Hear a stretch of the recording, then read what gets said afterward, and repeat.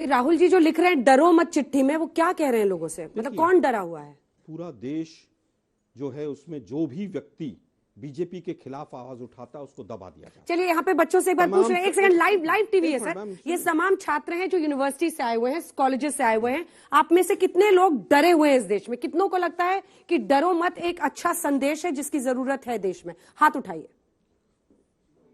तो मतलब डरना चाहिए? कोई डरा हुआ है? एक हाथ नहीं उठ रहा है। मैं उत्तर देता हूं उसका। आलोक जी, ये भी एक डर ही है। हाँ, ये भी एक डर ही है। जब देश के अंदर, अरे आप लोग ताली बजा रहे हैं, इसका क्या मतलब है? डरे हुए हैं? नहीं डरे हुए हैं?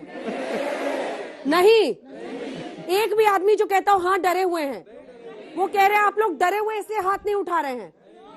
आपको लग रहा है कि सरकार आपके पीछे पड़ जाएगी? अब मैं इसका उत्तर देता हूं।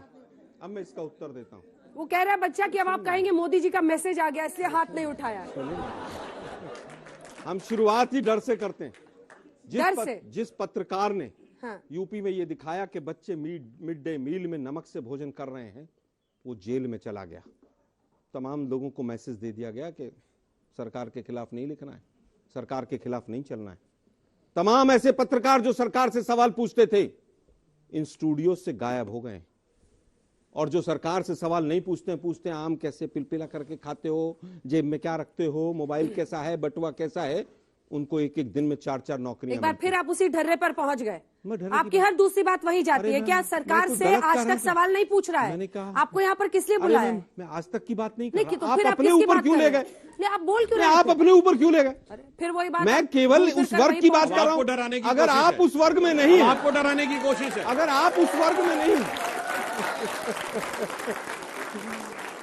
मैं वही कह रहा हूं ना, जो लोग इस वर्ग में नहीं है वो क्यों डर रहे हैं?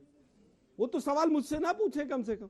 सुप्रीम कोर्ट के 4 जज जाकर कहते हैं कि साहब सरकार ने बिल्कुल कमर तोड़ दी है, आके प्रेस कॉन्फ्रेंस करके कह रहे हैं। वो इलेक्शन कमीशन के ऊपर तमाम तरह के सवाल उठाए जाते हैं। एक व्यक्ति का वीआरएस होता, 24 घंटे में चीफ इलेक्शन कमिश्नर और तमाम सुप्रीम कोर्ट के जितने नियम थे उनके धज्जियां उड़ा दी जाती। दिल्ली पुलिस का कमिश्नर वो व्यक्ति बनता है जो 2 दिन बाद रिटायर होना। सारे रूल रेगुलेशन समाप्त हैं।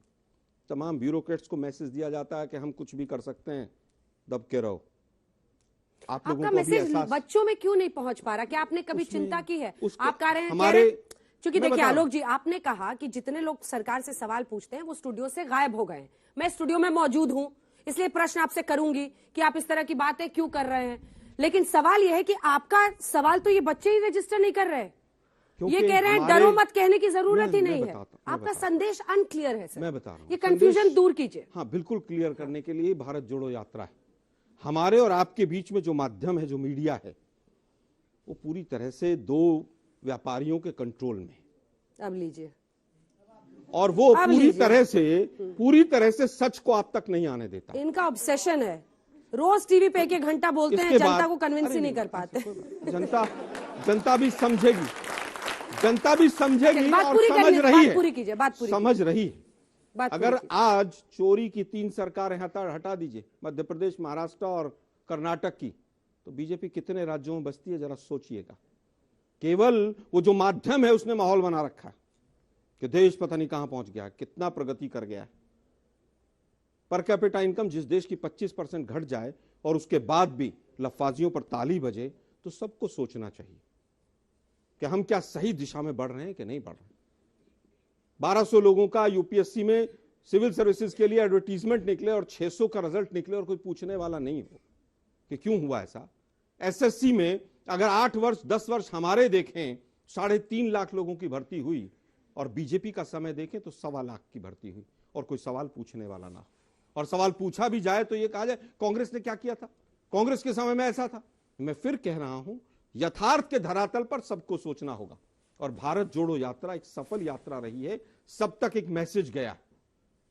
कथनी और करनी का जो फर्क है वो देश आने वाले पीढ़ियों में भी भुगतेगा। सुधांशु जी छोटा सा जवाब दीजिए, फिर मैं यहाँ पर मौजूद छात्रों के सवाल। अच्छा ठीक है, जवाब दीजिए। छोटा सा देखिए इनका बिंदुवार। पहला इनका सेंटेंस क्या था? 150 वर्षों में इतना नफरत नहीं हुई है। जनरल डायर, जिन्ना, इमाम बुखारी, शहाबुद्दीन, अकबरुद्दीन ओवैसी, भाई साहब इससे ज्यादा नफरत नहीं हुई। कुछ भी बोल देते हैं कांग्रेस के लोग। अब महंगाई की बात करते हैं, अब सुनिए, महंगाई की बात करते हैं। आज भी कोविड और यूक्रेन की लड़ाई के बाद भी महंगाई की दर विकास की दर से कम है।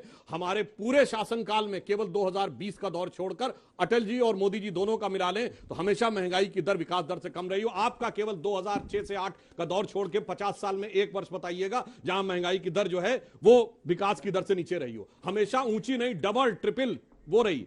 और पता नहीं आपको कहां कहां से आंकड़े आप लोग लेके आते हैं कि साहब वो पर कैपिटा इनकम कम हो गई। वो हंगर इंडेक्स आप जिसको कोट करते थे उसमें पाकिस्तान हमसे आगे था और आज देख रहे हैं वहां पे क्या हालत है।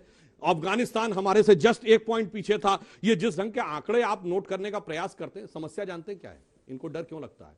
एक तुलसीदास जी ने लिखा है कि सपने में किसी को डर सता रहा हो और उसे सांप नजर आ रहा हो रस्सी में, तो उसके कष्ट का निवारण कोई नहीं कर सकता। उन्होंने कहा सोवत सपने हु सहयो संस्कृति संताप रे, यानी सोते सपने में संताप हो रहा हो, देह नेह जेह खायो जेवरी को सांप रे। जिसको लगे कि यह रस्सी का सांप मुझे खाए जा रहा है, उसके डर का निवारण कोई क्या कर सकता है? और अगर आपको रामचरितमानस ना समझ में आ रही हो तो मैं हकीम लुकमान का बोल देता हूं, जिन्होंने कहा है इसमें क्या रखा है देखे है जो तू आन के पास, बदगुमा वहन की दारू नहीं लुकमान के पास।